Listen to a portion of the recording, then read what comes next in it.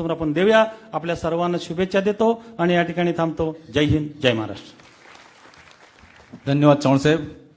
यानंतर विनंती करतो राज्याचे गृहराज्यमंत्री आदरणीय योगेशदादा कदम आपण आजच्या या सभेला संबोधित करावं. हिंदुस्थानचं आराध्य दैवत छत्रपती शिवाजी महाराजांना मानाचा मुजरा. भारतीय घटनेचे शिल्पकार भारतरत्न डॉक्टर बाबासाहेब आंबेडकर यांच्या स्मृतीस अभिवादन करतो. तुम्हा सर्वांचं दैवत, मराठी मनाचं मानबिंदू, हिंदुत्व सम्राट, शिवसेना प्रमुख वंदनीय बाळासाहेब ठाकरे यांच्या स्मृतीस अभिवादन करतो. धर्मवीर आनंदगे साहेबांच्या स्मृतीस अभिवादन करतो. आज आपणा सर्वांना मार्गदर्शन करण्यासाठी खऱ्या अर्थाने या कार्यकर्त्यांच्या निवडणुका आणि सर्व कार्यकर्त्यांच्या पाठीशी खंबीरपणे नेहमी उभे असणारे, त्यांना पाठबळ देण्यासाठी, त्यांची ताकद वाढवण्यासाठी येथे उपस्थित शिवसेनेचे मुख्य नेते, महाराष्ट्र राज्याचे उपमुख्यमंत्री सन्माननीय एकनाथ शिंदे साहेब, रत्नागिरी जिल्ह्याचे पालकमंत्री, महाराष्ट्र राज्याचे उद्योगमंत्री सन्माननीय उदयजी सामंत साहेब, शिवसेनेचे उपनेते, चिपळूण विधानसभा मतदारसंघाचे माजी आमदार चव्हाण साहेब, जिल्हा प्रमुख शशिकांतजी चव्हाण, भाजपचे जिल्हा प्रमुख आमचे मोरेजी, ह्या चिपळूण नगरीचे नगराध्यक्ष, सर्व लोकप्रतिनिधी, उपस्थित सर्व शिवसैनिक, अधिक वेळ घेणार नाही, भाजपचे RPIचे सर्व पदाधिकारी, सन्माननीय व्यासपीठ समोर उपस्थित बंधू भगिनी मातांनो, 2 मिनिटात माझं मनोगत व्यक्त करेन. माननीय एकनाथ शिंदे साहेबांचं आपल्याला मार्गदर्शन ऐकायचं आहे. साहेब, आपण नगर परिषदच्या निवडणुकीच्या निमित्ताने गेल्या वेळेस आपण चिपळूण येथे आला होता आणि दबक्या आवाजामध्ये जिल्ह्यामध्ये चिपळूणमध्ये अशी चर्चा होती की चिपळूणचा नगराध्यक्ष काही महायुतीचा निवडून येत नाही. दबक्या आवाजामध्ये आपले देखील कार्यकर्ते अशी चर्चा भीतीच्या पोटी करत होते की आपली सीट निवडून येणार की नाही. परंतु साहेब, आपला इथे एक मेळावा झाला आणि त्या मेळाव्याने जे काही चिपळूणचं वातावरण बदललं आणि आपले नगराध्यक्ष इथून काठावरती नाही म्हणजे ठासून निवडून आलेले आहेत आणि अतिशय चांगलं मताधिक्य चिपळूणच्या जनतेने हे आपल्या नगराध्यक्षांकडे दिलं. साहेब, आज कार्यकर्त्यांच्या निवडणुका आहेत. आज माझ्या दापोली मतदारसंघापुरतं बोलायचं झालं तर जवळपास 450 गावं माझ्या मतदारसंघामध्ये आहेत. 1,500 पेक्षाही जास्त वाड्या आहेत. मतदारसंघ हा विखुरलेला आहे. जिल्ह्यामध्ये सर्वात मोठं क्षेत्र असलेला माझा मतदारसंघ आहे. माझ्या विधानसभेच्या निवडणुकीमध्ये ह्या 450 गावांपैकी मी जेमतेम 25 ते 30 गावांमध्येच मी गेलो होतो. कारण वातावरण चांगलं होतं. जनतेने आवाज दिला होता की आपण मतं मागायला नाही आलं तरी चालेल, आमचं मतदान हे 100% आपल्यालाच असणार आहे, असा आवाज त्यावेळेला जनतेने दिला होता. म्हणून साहेब, ह्या निवडणुकीमध्ये आम्ही अजिबात गाफील नाही.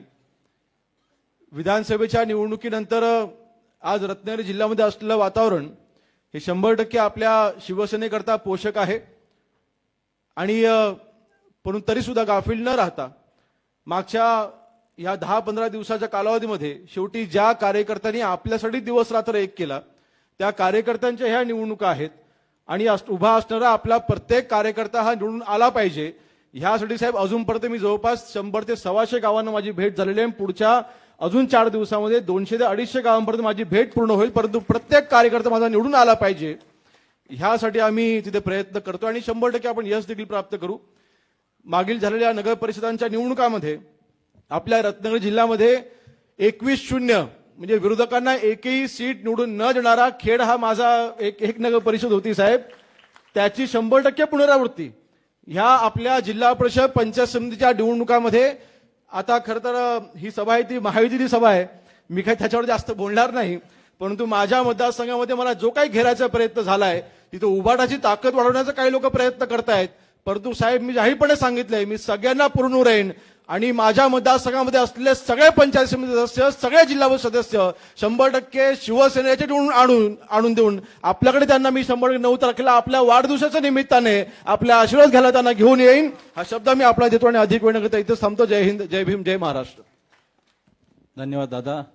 यानंतर जिल्ह्याचे लाडके पालकमंत्री आदरणीय सामंत साहेबांना विनंती करतो आपण संबोधित करावं. जिल्हा परिषद पंचायत समितीच्या निवडणुकीच्या निमित्तानं आपल्याशी संवाद साधण्यासाठी आलेले महाराष्ट्र राज्याचे तत्कालीन मुख्यमंत्री, विद्यमान उपमुख्यमंत्री आणि आम्हा सर्वांचेच मार्गदर्शक आदरणीय एकनाथ शिंदे साहेब, या जिल्ह्याचे सुपुत्र आणि राज्यमंत्री आदरणीय योगेशजी कदम, व्यासपीठावर उपस्थित असलेले सदानंद चव्हाण साहेब, प्रशांतजी यादव, सतीशजी मोरे, राजेशजी बेंडल, शशिकांतजी चव्हाण, व्यासपीठावर उपस्थित असलेले सर्वच सन्माननीय महायुतीचे पदाधिकारी, सर्व उमेदवार आणि मोठ्या संख्येनं उपस्थित बंधू आणि भगिनींनो, सदानंद चव्हाण साहेबांनी एक साहेबांच्या बाबतीत उल्लेख केला आणि योगेशजींनी देखील केला की साहेब चिपळूणला आले आणि साहेब सगळेच सांगत होते की चिपळूण नगरपालिका ही प्रशांतजी येणार नाही, सगळेच सांगत होते. मग सगळ्यांनीच भविष्य सांगितलं होतं की चिपळूण नगरपालिका म्हणजे आमचे उमेश सकपाळ हे विजयी प्राप्त करणार नाही असं अनेकांनी सांगितलं होतं. पण साहेब तुमचा पायगुण असा ठरला की सगळ्यांचं भविष्य खोटं ठरवत उमेश सकपाळ फार मोठ्या मतानं या चिपळूणचे नगराध्यक्ष झाले. हा फक्त झाला चिपळूणचा इतिहास. थोडंफार मी माथेरानपासून सांगतो की माथेरान असेल, खालापूर असेल, महाड असेल, योगेशदादांची खेड नगरपालिका असेल, चिपळूण असेल, माझी रत्नागिरी नगरपालिका असेल, गुहागर असेल, देवरुख असेल, लांजा असेल आणि राजापूर मतदारसंघ असेल, रायगड जिल्हा जर आम्ही साहेब सोडला तर आपल्या आशीर्वादानं या जिल्ह्यामध्ये सुमारे 127 नगरसेवक हे मागच्या निवडणुकीला नगराध्यक्ष धरून निवडून आले. कदाचित मी आगाऊपणानं साहेब बोलल्यासारखं होईल, पण तुमच्या आशीर्वादानं हा आता रत्नागिरी जिल्हा विधान परिषदेचा आमदार ठरू शकतो एवढी ताकद या रत्नागिरी जिल्ह्यामध्ये निर्माण झालेली आहे. आणि म्हणून तुम्ही केलेली विकासाची कामं साहेब, हा मेळावा ज्या सभागृहामध्ये होतोय, चिपळूणचे साहेब अनेक पत्रकार सहकारी या ठिकाणी उपस्थित आहेत. साहेब 15 ते 20 वर्ष इथं जर साहेब तुम्ही आला असता तर हा कोंडवाडा होता, म्हणजे इथं काहीच नव्हतं. अनेकांनी आश्वासनं दिली होती, अनेकांनी येऊन नारळ फोडले होते, परंतु इथं काय सभागृह इंदिरा गांधी सांस्कृतिक केंद्र उभं राहिलं नव्हतं. साहेब एकदा चिपळूणच्या प्रवासामध्ये एकदा फक्त तुम्हाला फोन केला होता, चव्हाण साहेब बरोबर आहे ना साहेब, एका फोनवर या सभागृहासाठी तुम्ही 12.5 कोटी रुपये दिले आणि आज इंदिरा गांधी सांस्कृतिक केंद्र चिपळूणच्या सांस्कृतिक नगरीमध्ये दिमागदार पद्धतीनं उभा आहे. साहेब तुम्ही या शहरासाठी जवळजवळ 140 कोटी रुपयाची नळपाणी योजना दिली. इथं शिवसृष्टी झाली, इथं इंडोर स्टेडियम झालं, इथं नारायण तलाव म्हणून आहे, तिथे साहेब आज शेकडो लोक चालायला जातात. हे सगळे पैसे, हा सगळा निधी हा आपल्या नेतृत्वाखाली आम्हाला मिळाला, माझ्या मतदारसंघामध्ये देखील मिळाला. आणि म्हणूनच या कोकणातल्या सगळ्या नगरपालिका वंदनीय बाळासाहेबांच्या विचाराच्या तुमच्या नेतृत्वाखाली आम्ही आणू शकलो, हा सार्थ अभिमान आम्हाला सगळ्या शिवसैनिकांना आहे. साहेब जिल्हा परिषद पंचायत समितीची निवडणूक आहे, 56 जिल्हा परिषदेचे सदस्य आहेत, त्याच्या दुप्पट पंचायत समितीचे सदस्य आहेत.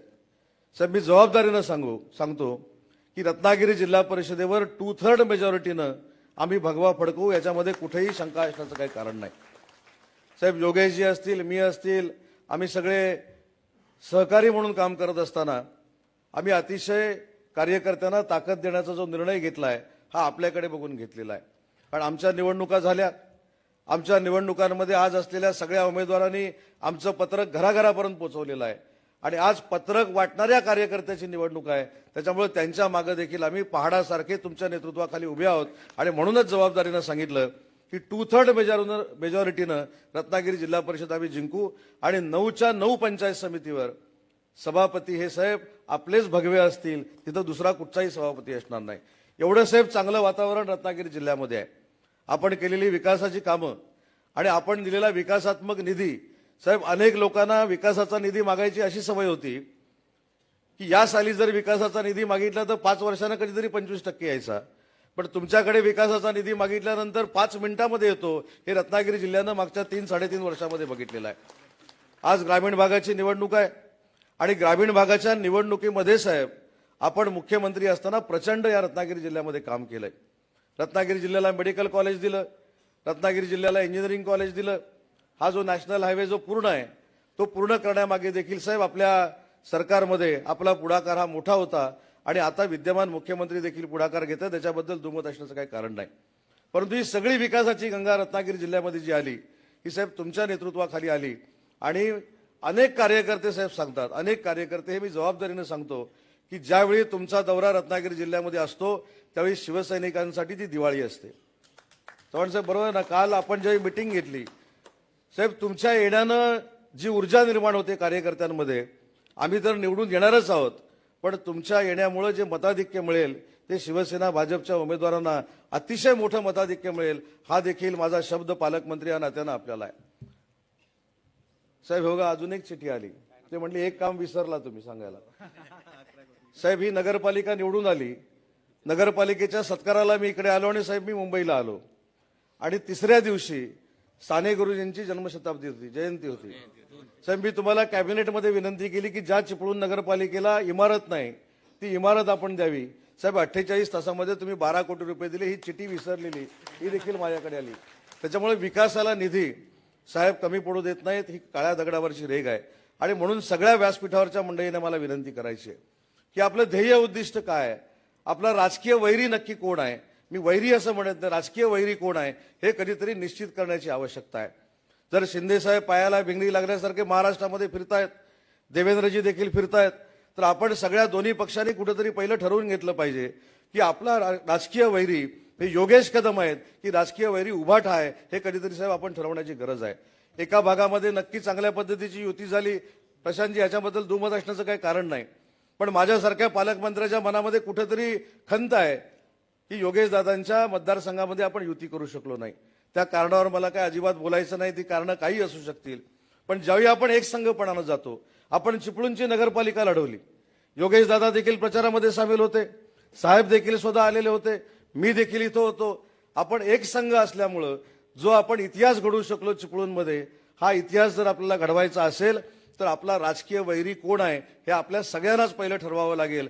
आम्ही सांगतो म्हणून उभाटा तुमचा राजकीय वैरी आहे असं मानण्यामध्ये काही कारण नाही, कारण जो त्रास साहेबांना झालाय, जो त्रास आम्हाला सगळ्यांना झालाय, आम्ही जो त्रास भोगलाय, हा कोणाच्या योगेशी नशिबी आलेला नाही, जो तुम्हाला आणि मला माहिती आहे.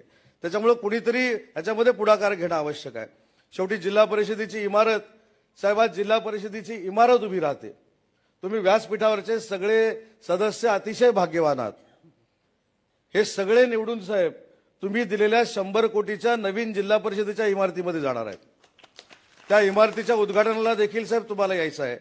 त्याच्यामुळे यांची बसण्याची आणि यांच्या एसीची व्यवस्था ऑलरेडी साहेबांनी करून ठेवलेली आहे. फक्त माझी विनंती आहे की एसीत बसल्यानंतर ज्यांनी निवडून दिले त्यांना फक्त थंड करू नका, कारण साहेब परिस्थिती अशी झालेली आहे, तुम्ही एवढे साहेब पैसे दिलेत, म्हणजे रत्नागिरी शहरामध्ये आला आणि तुम्ही जर साहेब जिल्हाधिकारी कार्यालय बघितलं तर महाराष्ट्रातलं सगळ्यात चांगलं जिल्हाधिकारी कार्यालय 150 कोटीचं रत्नागिरी शहरामध्ये होतंय. पोलिसांची साहेब आपण सोय केली. पोलिसांसाठी आम्ही साहेब गेली 25 वर्ष घरं मागत होतो, पण या पोलिसांच्या घरांना देखील जवळजवळ 160 कोटी रुपये तुम्ही दिले आणि चिपळूणची घरं देखील बांधून झाली आणि आज रत्नागिरीमध्ये देखील पोलिसांची घरं होत आहेत. त्याच्यामुळे ग्रामीण भागाच्या विकासाला देखील कुठं खंड पडणार नाही. आज जिल्ह्याचा पालकमंत्री म्हणून मी देखील शब्द देतो, ग्रामीण भागामध्ये अनेक ठिकाणी रस्ते करण्याची सुविधा माझ्यामार्फत निधी दिला जातो. मी या साहेबांच्या साक्षीनं सांगतो की ज्या ज्या ठिकाणी अशा पद्धतीचा निधी द्यावा लागेल तो निधी देखील माझ्याकडनं 100% दिला जाईल. हा पालकमंत्री या नात्यानं आपल्या सगळ्यांना शब्द देतो. जास्त वेळ घेत नाही, साहेबांचं मार्गदर्शन आपल्याला ऐकायचं आहे, पण जमलेल्या सगळ्या शिवसैनिकांच्या, भाजपाच्या कार्यकर्त्यांच्या वतीनं, आरपीआयच्या कार्यकर्त्यांच्या वतीनं साहेब पुन्हा एकदा आपल्याला शब्द देतो की अजिबात चिंता करण्याची आवश्यकता नाही. 9 तारखेला तुमच्या वाढदिवसाची भेट म्हणून रत्नागिरी जिल्हा परिषद आणि रत्नागिरी जिल्ह्यातल्या 9च्या 9 पंचायत समिती आम्ही तुमच्या आशीर्वादासाठी आणू, हा शब्द देतो. पुन्हा एकदा साहेबांचं रत्नागिरी जिल्ह्यामध्ये मनपूर्वक स्वागत करतो आणि माझं मनोगत संपवतो. जय हिंद, जय महाराष्ट्र. धन्यवाद सावंत साहेब.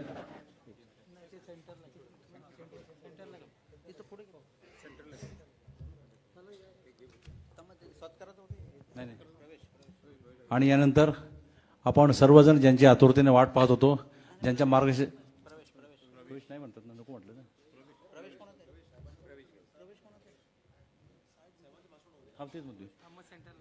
ते आदरणीय आपल्या पक्षाचे मुख्य नेते आणि उपमुख्यमंत्री, लाडक्या बहिणीचे लाडके भाऊ माननीय एकनाथजी शिंदे साहेबांना विनंती आहे आपण सभेला संबोधित करावं. 1 मिनिट.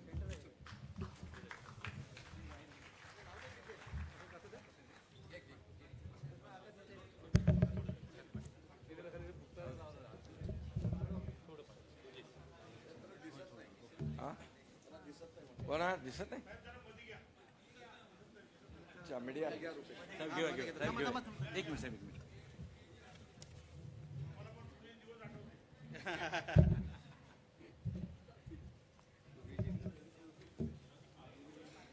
काय नाही, सरकते पुढे घे, पुढे घे. पुढे.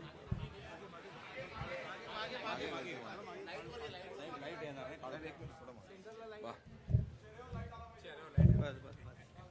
वा. चला. पत्रकार सांगतील तसं करावं.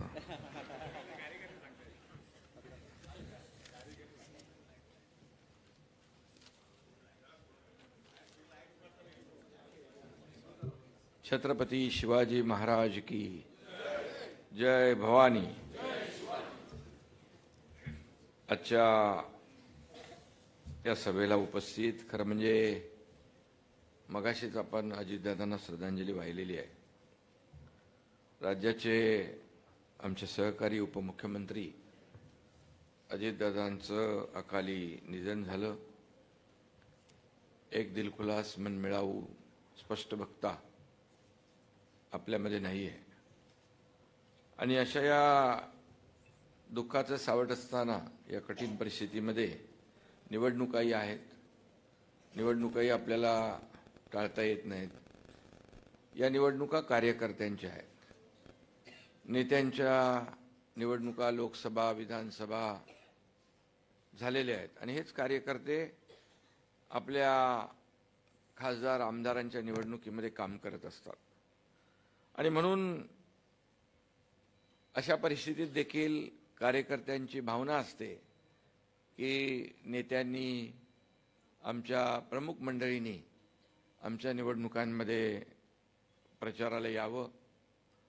आणि म्हणून मी या ठिकाणी आपल्याला विनंती करायला आलेलो आहे की या कार्यकर्त्यांना आपल्याला निवडून द्यायचं आहे.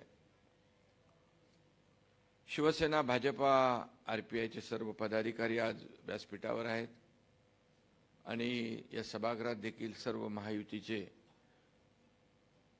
कार्यकर्ते, पदाधिकारी या मेळाव्याला उपस्थित आहेत. हे कार्यकर्तेच आपल्याला विजय मिळवून देत असतात, यश मिळवून देत असतात. आणि म्हणून कार्यकर्ता महत्त्वाचा असतो प्रत्येक पक्षामध्ये. आणि म्हणून मगाशी आपल्या सदा चव्हाण यांनी सांगितलं, कार्यकर्त्यांच्या निवडणुकीमध्ये आपण सगळे जसं आपल्या निवडणुकीमध्ये काम करतो तसंच काम या निवडणुकीत देखील करावं. खरं म्हणजे चिपळूण ही भूमी ऐतिहासिक भूमी आहे, पवित्र भूमी आहे. खऱ्या अर्थाने आज कोकण आणि शिवसेना महायुती जे काही नातं आपण पाहतोय हे अतिशय जिव्हाळ्याचं नातं आहे. आणि अतिशय निसर्ग समृद्ध असं कोकण, नारळ, पोफळी, कोकम, आंबा, काजू या सर्व बागांमुळे समृद्ध झालेलं एक कोकण आहे. शिवसेना प्रमुख आणि कोकणाचं एक आगळंवेगळं नातं होतं. शिवसेनेचा जन्म मुंबईत झाला असला तरी सुद्धा शिवसेनेची नाळ मात्र कोकणात पुरलेली आहे. हे एक समीकरण गेल्या अनेक वर्षे आपण पाहतोय. कोकणाने देखील बाळासाहेबांवर प्रेम केलं, शिवसेनेवर प्रेम केलं, महायुतीवर प्रेम केलं आणि बाळासाहेबांनी देखील कोकणावर भरभरून प्रेम केलं.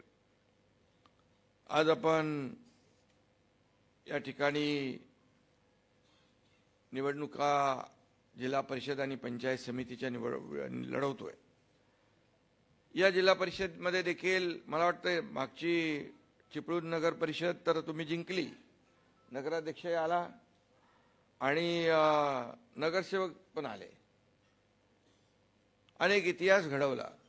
आणि या जिल्हा परिषदमध्ये पण कोणीतरी बिनविरोध आलाय का पंचायत समितीमध्ये? इथे कोकणात देखील काही ठिकाणी आपले महायुतीचे लोक आलेत बिनविरोध. विजयाची सुरुवात या ठिकाणी झालेली आहे. खरं म्हणजे झालेल्या विधानसभेच्या निवडणुकाही आपण पाहिल्या. लाडक्या बहिणी इकडे मोठ्या संख्येने आहेत आणि लाडक्या बहिणींनी विधानसभेत चमत्कार घडवला. खरं म्हणजे लोकसभेमध्ये आपण निकाल पाहिला होता, पण अगदी उलटा निकाल, चमत्कार लाडक्या बहिणींनी विधानसभेत दाखवला आणि 232 आमदार महायुतीचे निवडून आले. हा या महाराष्ट्रातला इतिहास आहे. आतापर्यंतच्या महाराष्ट्राच्या इतिहासामध्ये कधीही 232 जागा आल्या नव्हत्या. त्यामध्ये लाडक्या बहिणी आणि लाडक्या भावांमुळे हे शक्य झालं आणि त्यामुळे आपल्या मनापासून मी धन्यवाद देतो. खरं म्हणजे मुख्यमंत्री मी असताना 2.5 वर्ष जे काम केलं ते आपल्या समोर आहे. आता अनेक लोकांनी सांगितलं यासाठी निधी दिला, यासाठी निधी दिला. मला तर खरंच काहीच माहीत नाही आहे. माझ्याकडे आला त्याला मी निधी दिला, तो चांगल्या कामासाठी वापरावा एवढीच माझी अपेक्षा होती. आणि म्हणे कधी पक्षभेद केला नाही. जे जे आमदार माझ्याकडे यायचे, खासदार यायचे, त्यांना मी मुख्यमंत्री असताना पत्रावर सही करून द्यायचो. आणि त्यामुळेच या कोकणात देखील भरघोस असा निधी विकास कामांना या ठिकाणी देता आला. खरं म्हणजे विकास कामांना पैसे द्यायचे नाही तर कधी द्यायचे. आणि म्हणून मी मुख्यमंत्री असताना 2.5 वर्षाच्या कालावधीमध्ये अनेक विकास प्रकल्प आपण पुढे नेले, अनेक लोकाभिमुख कल्याणकारी योजना आपण पुढे नेल्या. 2.5 वर्षानंतर आता देवेंद्रजी काम पुढे नेत आहेत. आमची टीम म्हणून आम्ही काम करतोय. अजितदादा दुर्दैवाने आपल्यात नाहीत, पण ते देखील म्हणायचे की आतापर्यंतच्या महाराष्ट्राच्या इतिहासामध्ये सगळ्यात जास्त विकास कामांच्या पत्रावर सही करणारा मुख्यमंत्री कोण, तर एकनाथ शिंदे. आणि मलाही त्याचा समाधान आणि आनंद आहे, कारण माझ्या एका सहीमुळे अनेकांचे जीव वाचतायत, अनेक प्रकल्प सुरू होत आहेत. मी मुख्यमंत्री असताना मुख्यमंत्री सहायता निधीमधून 460 कोटी रुपये दिले आणि जवळपास 70 ते 80 हजार 90 हजार रुग्णांना त्याचा फायदा झाला. शेवटी हे पैसे लोकांचे आहेत. हे जो काही निधी मुख्यमंत्री सहायता निधी हा लोकांसाठीच वापरला पाहिजे आणि त्यांच्या जीव वाचवण्यासाठीच वापरला पाहिजे असा मानणारा मी कार्यकर्ता आहे. आणि म्हणून या ठिकाणी अनेक विकासाचे प्रकल्प या ठिकाणी आलेत. हे सभागृह देखील त्यातूनच झालंय. अनेक सभागृह या ठिकाणी झालेली आहेत. उदय सामंत यांनी मगाशी सांगितलं, पाणी पुरवठा योजना असेल, अनेक रस्त्यांची कामं असतील, अनेक लोकाभिमुख कल्याणकारी प्रकल्प असतील, योजना असतील, अनेक योजना. मगाशी कुठलं एक तुम्ही सांगितलं राहिलेलं होतं ते नगरपालिकेची. मला बोला नगरपालिकेत निवडून दिल्यानंतर बसायला जागा पाहिजे की नाही, काम कुठून करणार. तुम्ही ताबडतोब पैसे दिले आणि जिल्हा परिषदेची देखील तजवीज करून ठेवलेली आहे आपण. त्यामुळे शेवटी लोकप्रतिनिधी म्हणून काम करत असताना चांगलं प्रशस्त सोयी सुविधांचं कार्यालय असलं पाहिजे. लोक येतात, लोकांच्या समस्या सुटल्या पाहिजे, त्यांना न्याय मिळाला पाहिजे, ही भावना प्रत्येकाने ठेवली पाहिजे. आणि म्हणूनच अशा या परिस्थितीमध्ये विकासाला आम्ही प्राधान्य दिलेलं आहे आणि विकास हाच आपला अजेंडा आहे. आणि म्हणून आजच्या या अशा परिस्थितीत देखील साधेपणाने आपण प्रचार करतोय आणि मला यावेळेस कोणावरही काही टीका टिप्पणी करण्याची आवश्यकता नाही, कारण शेवटी आपण विकास हाच अजेंडा आपण पुढे घेऊन चाललेलो आहे.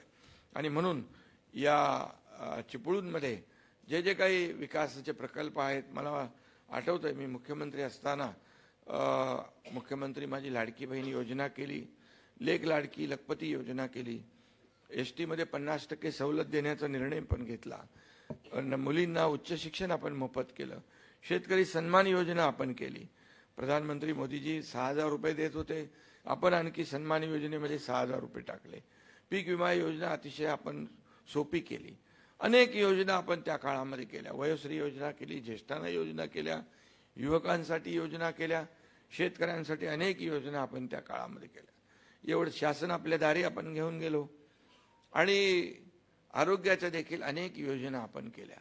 आरोग्य आपल्या दारी असेल, शासन आपल्या दारी असेल. शासन आपल्या दारी हा अतिशय महत्वाकांक्षी प्रकल्प आपण सुरू केला. अनेक लोक मला विचारत होते, अनेक राज्याचे मुख्यमंत्री, काय आहे शासन आपल्या, क्या आहे शासन आपल्या दारी. मी त्यांना म्हणालो, शासन आपल्या दारी ज्या योजना मिळवायला लोक सरकारी कार्यालयात जातात, मंत्रालयात जातात, जिल्हाधिकारी कचेरीत जातात, त्याला तिथं चक्रा मारायची गरज लागता कामा नये. बाळासाहेब सांगायचे, कार्यकर्ता घरात नाही तर लोकांच्या दारात शोभून दिसतो. ते आम्ही केलं शासन आपल्या दारीच्या माध्यमातून. आणि जवळपास 5 कोटी लोकांना त्याचा फायदा मिळाला. 5 कोटी लोकांना. ही मोठी अचिव्हमेंट आहे. शेवटी काही योजना अशा असतात की त्या मिळवता मिळवता माणूस कंटाळून जातो आणि योजना सोडून देतो. पूर्वी लाभ नव्हते का? होते. लाभार्थी नव्हते? होते. योजना नव्हत्या का? होत्या. परंतु त्या पोहोचल्या पाहिजे सर्वसामान्य माणसापर्यंत. ही भूमिका आम्ही घेतली आणि सर्वसामान्यांचं सरकार आम्ही म्हणतो, मग सर्वसामान्य माणसाला न्याय मिळाला पाहिजे. आणि म्हणून या सगळ्या योजना करत असताना लाडकी बहीण योजना सगळ्यात आवडती योजना माझी कुठली असेल तर लाडकी बहीण योजना. आणि ही देखील सुरुवात कशी झाली आपल्याला मी सांगू इच्छितो. मी देखील एक शेतकऱ्याचा मुलगा आहे. गरीब कुटुंबातून मी पुढे आलोय. मी देखील माझ्या आईची पत्नीची काटकसर पाहिली. ते कसा महिना चालवायचा, कसं करायचं हे मी डोळ्याने पाहिलेलं आहे. आणि मी जेव्हा मुख्यमंत्री झालो त्यावेळेस मात्र एक ठाम निश्चय केला, माझ्या लाडक्या बहिणी मातांसाठी एक योजना करायची. आणि त्यामधून लाडकी बहीण योजनेचा जन्म झाला आणि लाडकी बहीण योजना सुरू झाली. अनेक लोकांनी त्याच्यामध्ये विरोध केला, अनेक लोकांनी टीका केली, अनेक लोक कोर्टात गेले. हे काय लाडकी बहीण योजना होणार आहे का? हे काय 1500 रुपये काय पुरणार आहेत का? हे काय असं झालं का, तसं झालं का? परंतु अनेक लोकांनी विरोध करून देखील काही त्यांना ती थांबवता आली नाही. कारण मुख्यमंत्री पदावर एकनाथ शिंदे होता, माझ्याबरोबर देवेंद्रजी अजितदादा होते. आणि म्हणून ही योजना जी सुरू केली आम्ही, अतिशय यशस्वी योजना. ही योजना सुरू करणं मोठं धाडस होतं. किती खर्च वर्षाला माहीत आहे? 45,000 कोटी रुपये वर्षाला आपल्याला या योजनेला लागतात. 2.5 ते 3.25 कोटी महिला लाडक्या बहिणींना हा लाभ मिळतोय. आणि म्हणून ही योजना सुरू केल्यानंतर अनेक माझ्या लाडक्या बहिणींनी आपल्या प्रपंचाला साथ दिली, आपल्या कुटुंबाला आधार दिला. काही लाडक्या बहिणी एकत्र येऊन त्यांनी व्यवसाय सुरू केला, छोटा मोठा व्यवसाय सुरू केला, बचत गट काढले, क्रेडिट सोसायट्या काढल्या. अनेक सक्सेस स्टोरी आहेत. त्यामध्ये आता काही लोक म्हणतात कशाला केलं, असं झालं, त्याच्यामुळे अर्थसंकल्पावर भार आला. हे जेव्हा आपण बघतो तेव्हा असंही पाहिलं पाहिजे की या लाडक्या बहीण योजनेमुळे काय काय, याचा जर सर्वे केला तर अनेक अशा गंभीर कथा, स्टोरीज, सक्सेस स्टोरीज आपल्या समोर येतील की अनेक लोकांनी हेच पैसे पुन्हा अर्थव्यवस्थेमध्ये आणलेत, अर्थव्यवस्थेला चालना दिली आहे. काही लोकांनी तर घरामध्ये, एका अगदी दुर्गम भागामध्ये आमचा एक पदाधिकारी गेला होता. मला काय कसं काय चाललं, 2च लोक होता घरामध्ये, वयस्कर लोक. आणि म्हणाले कसं चालवता? म्हणजे आम्ही काय बघा, हे आमचं भात करतो, भाताची शेती, नाचणीची शेती, आणि बाकी 1500 रुपये येतात, त्याच्यामध्ये तेल, मिरची, मीठ आम्ही वापरतो. असेही काही कुटुंब आहेत. असेही कुटुंब आहेत, काही व्यवसाय करणाऱ्या माझ्या लाडक्या बहिणी आहेत. आणि म्हणून हे देखील एकीकडे पाहिलं पाहिजे की या योजनेमुळे आमच्या लाडक्या बहिणींना स्वतःच्या सहीने पैसे काढण्याचा अधिकार प्राप्त झाला, त्यांचा समाजात मान वाढला, सन्मान वाढला. आणि म्हणून ही लाडकी बहीण योजना किती कुणी अफवा पसरवल्या, कुणी माईकाला आला, तरी लाडकी बहीण योजना कधीही बंद होणार. हे सगळं करत असताना लाडक्या बहीण योजनेला मी एवढंच सांगतो की लाडक्या बहिणीने एवढ्यापुरतं आम्ही थांबणार नाही. त्यांना स्वतःच्या पायावर उभं करणार आहे. स्वतःच्या पायावर उभं करून स्वतःचा व्यवसाय करत असताना त्यांना आम्हाला लखपती झालेलं बघायचं आहे, हे देखील मी या ठिकाणी सांगतो. आणि त्यासाठी केंद्र सरकारने देखील कालच्या परवाच्या बजेटमध्ये देखील आदरणीय प्रधानमंत्री मोदीजींनी या ठिकाणी लाडक्या बहिणींसाठी, शेतकऱ्यांसाठी, उद्योगासाठी, आरोग्यासाठी अनेक योजना या ठिकाणी आणलेल्या आहेत. सर्वसामान्य माणसाला काय पाहिजे ते देण्याचं काम केलेलं आहे. सर्वसमावेशक असं बजेट आहे. आणि म्हणून आपला देश आर्थिक महासत्तेकडे जातोय, आर्थिक महासत्तेकडे जातोय. तिकडे एक जाण्यासाठी एक दमदार पाऊल या बजेटच्या माध्यमातून टाकलेलं आहे. आणि म्हणून हे देखील केंद्र आणि राज्य सरकार जे आहे हे सर्वसामान्य माणसाचा विचार करते. आणि म्हणूनच मी आपल्याला एवढंच सांगेन की ज्या काही योजना आपण केलेल्या आहेत, या योजना आमचा 80% समाजकारण, 20% राजकारण. बाळासाहेबांनी जो मूलमंत्र दिला आहे, आनंदीगे साहेबांनी जो काही गुरुमंत्र दिलेला आहे, सर्वांनी जिथं आपत्ती तिथे शिवसेना, जिथे संकट तिथे शिवसेना.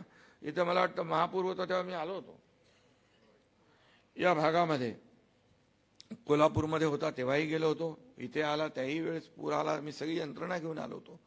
शेवटी या छोट्या नगरपालिका आहेत, यांचा जीव छोटा आहे आणि संकट मोठा आहे. आणि मग त्यावेळेस पूर्ण यंत्रणा या ठिकाणी आल्यानंतरही स्वच्छता साफसफाई या ठिकाणी त्या साथीचे आजार पसरले असते. तो आयुक्त कमिशनर शिव तर रडतच होता.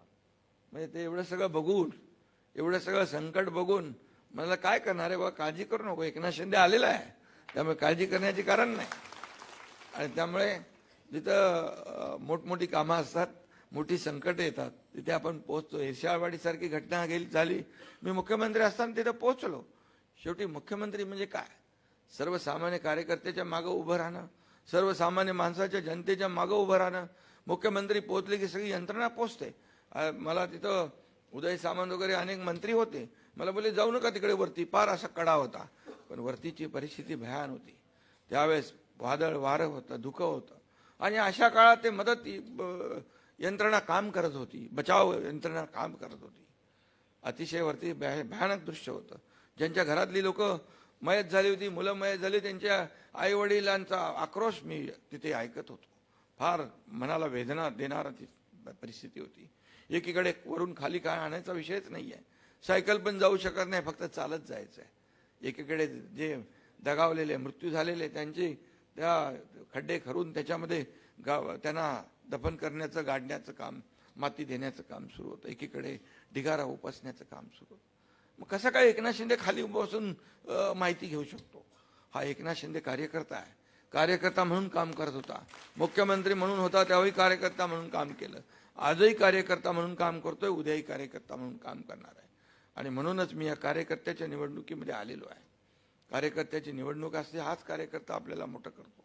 हाच कार्यकर्ता प्रत्येक पक्षाचा बॅकबोन असतो, आणि या कार्यकर्त्याच्या जीवावरच आपण सगळं डोलारा सांभाळत असतो. आणि म्हणून या कार्यकर्त्याच्या निवडणुका आहेत, ग्रामीण भागातल्या निवडणुका आहेत, जिल्हा परिषद पंचायत समिती म्हणजे अगदी गावातल्या निवडणुका आहेत.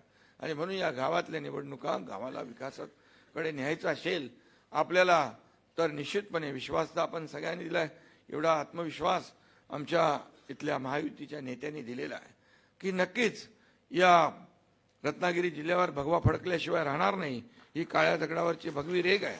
फक्त आता त्यामध्ये किती लीड द्यायचा हा तुम्ही ठरवायचा आहे.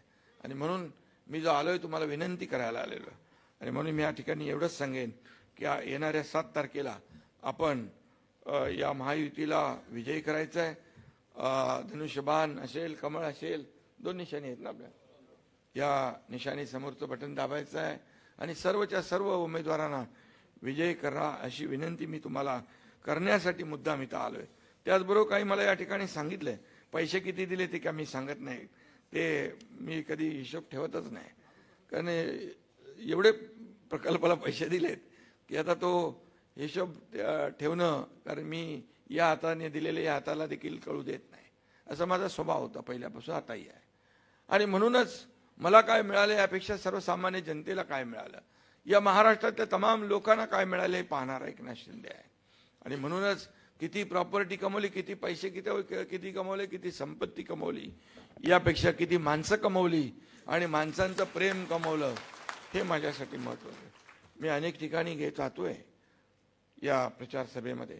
फार माझ्या लाडक्या बहिणी तर म्हणजे 4-4, 6-6 तास या ठिकाणी सभेत असतात, रस्त्यावर असतात, दुतर्फा असतात, सगळे भाऊ असतात, ज्येष्ठ असतात, सगळे ते एक आपुलकीने, एक अशी म्हणजे एक मायेचा, एक जिव्हाळ्याचा तो विषय असतो.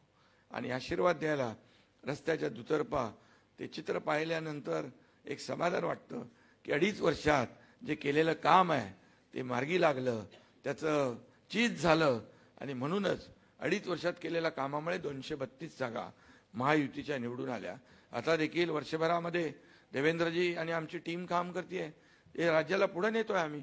आज उद्योगधंदे येत आहेत, 30 लाख कोटीचे उद्योग दावोसमध्ये त्याचे करार झाले. देवेंद्र मुख्यमंत्री होते, उदय सामंत होते. आणि म्हणून कोकणात देखील या ठिकाणी मोठ्या प्रमाणावर प्रकल्प आले पाहिजे, पाण्याच्या योजना झाल्या पाहिजे. पाणी भरपूर पाऊस पडतोय पण वाहून जातंय, आणि म्हणून ते आपल्याला अडवलं पाहिजे, थांबवलं पाहिजे, जिरवलं पाहिजे. यासाठी देखील आपण योजना करतोय. आज आपण कोकणामध्ये ग्रीनफील्ड रस्ता करतोय, समृद्धी हायवे सारखा, अगदी थेट मुंबईपासून, अलिबागपासून या ठिकाणी पूर्णपणे सिंधुदुर्गापर्यंत, गोव्यापर्यंत, आणि तो देखील ग्रीनफील्ड रस्ता त्याचं DPRचं काम सुरू झालेलं आहे आणि कामही लवकर सुरू होईल.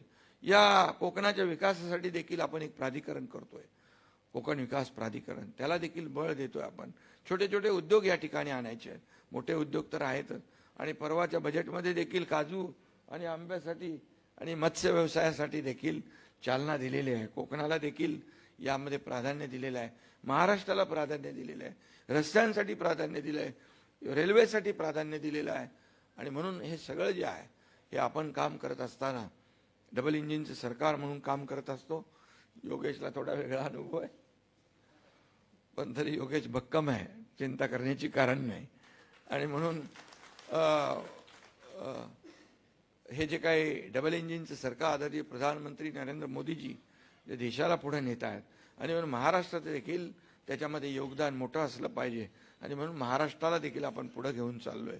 आणि म्हणून या जिल्हा परिषद पंचायत समितीमध्ये देखील आपल्या हक्काचे लोक निवडून आल्यानंतर या भागाचा विकास होईल. पैसे कुठेही कमी पडणार नाही ही खात्री मी आता आलेलो आहे, त्यामुळे तुम्हाला माहीत आहे. मी आल्यानंतर इथे ज्या जे काही आपल्याला आवश्यकता आहे विकासाचे प्रकल्प मार्गी लावण्याचे, त्यामध्ये कुठेही हात आखडता घेतला जाणार नाही हा शब्द मी आपल्याला या ठिकाणी देऊ इच्छितो. या ठिकाणी मला काही केलेलं आहे, काही योजना दिल्यात ते मी काही सांगत नाही, परंतु एक कुठे लक्ष्मी ऑर्गॅनिक कंपनी ती काय ते प्रदूषण करते वाटतं आणि केमिकलची कंपनी आहे ती आता बंद आहे का वाटतं ना, बंद असे ती जे काय प्रदूषण करणारे जे कारखाने आहेत तर मला उद्योग मंत्र्यांनी सांगितलं तर ती बिलकुल लोकांच्या आरोग्याला घातक आहे, ते कुठलंही काम सरकार करणार नाही. आणि म्हणून सर्वात आधी लोकांचं आरोग्य महत्त्वाचं आहे. आणि म्हणून या अशा ज्या काही प्रदूषण करणारे कारखाने आहेत त्यांना त्यावर आळा घातला जाईल हे देखील मी या ठिकाणी सांगू इच्छितो. रक्षण भिंत बांधण्याचं काम आपल्याला करावंच लागेल. शेवटी कुठल्याही परिस्थितीमध्ये भूस्खलन होऊन लोकांची जीवितहानी होऊ नये ही सरकारची जबाबदारी आहे, ती आपण पार पाडू. कळवंडे धरणासाठी जे काही लागेल त्यामध्ये देखील कुठेही कमी पैसे पडणार नाहीत हा देखील शब्द आपल्याला देतो. प्रादेशिक पर्यटन अथवा क वर्ग पर्यटनमधून तालुक्यामधल्या मोठ्या मंदिरांचं सुशोभीकरण जे आहे ते देखील झालं पाहिजे, यासाठी देखील आपली MSRDCची यंत्रणा काम करते आहे.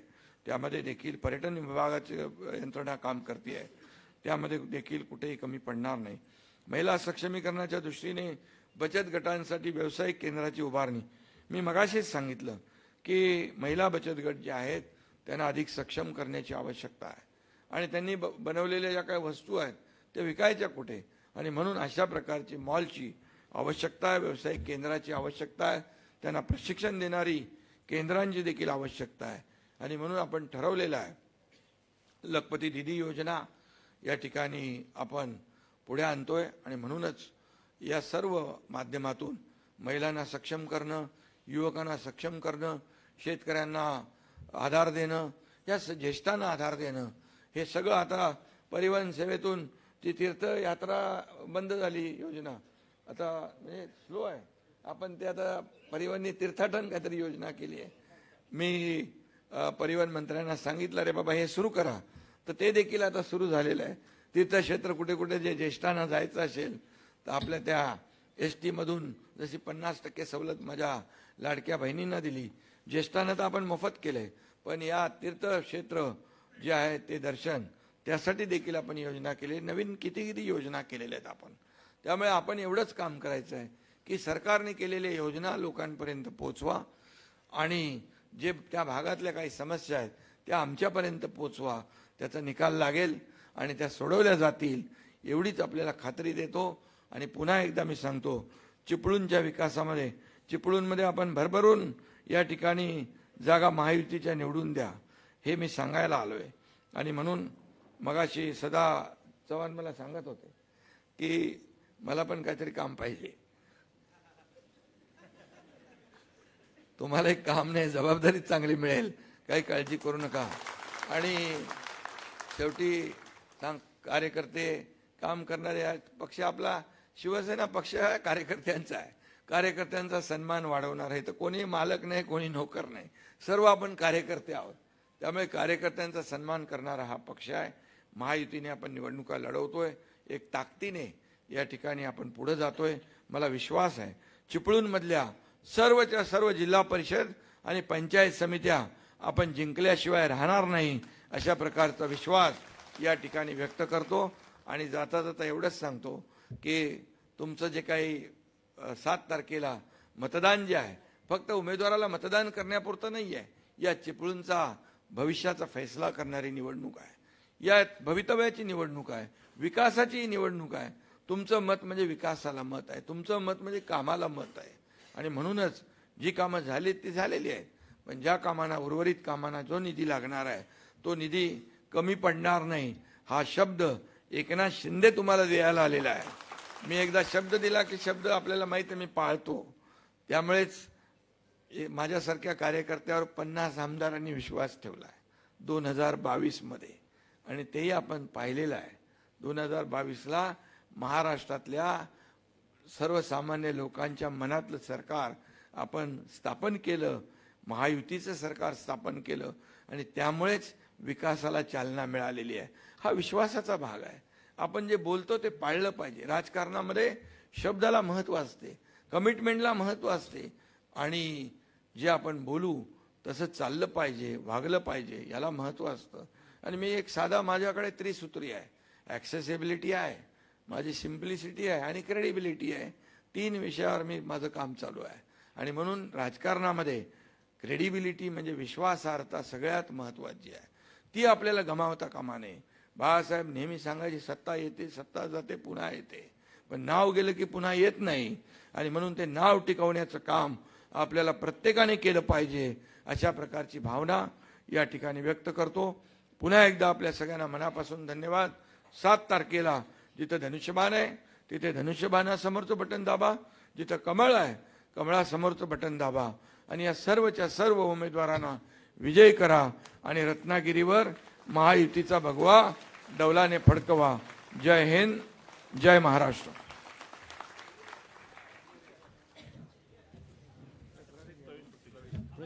दोन मिनिटं.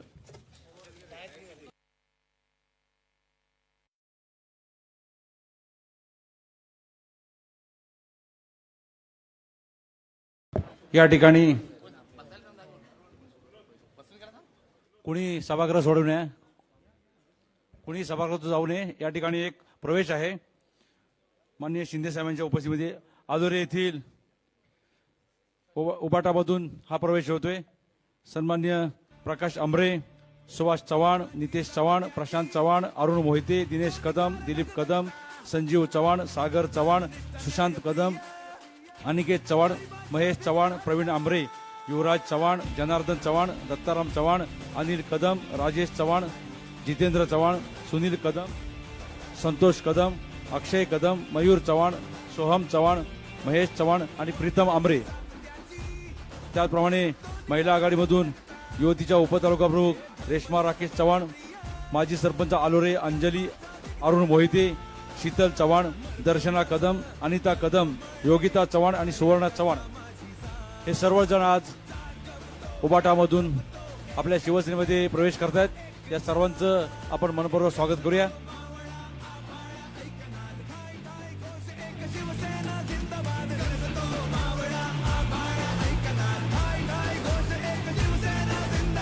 शिवसेना